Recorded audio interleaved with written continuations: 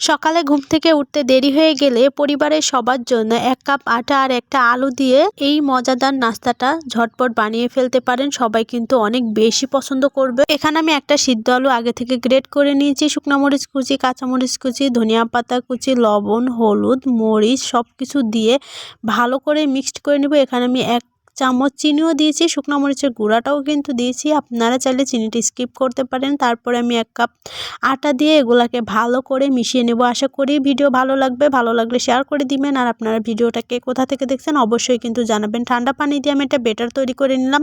এরপরে ফ্রাই প্যানে তেল ব্রাশ করে এখানে আমি অল্প অল্প বেটার দিয়ে কিন্তু এই পরোটাটা ভেজে নিব। অল্প তেলে মজাদার একটা নাস্তা। এটা কিন্তু আপনারা বাচ্চারা টিফিনেও দিতে পারেন চাইলে।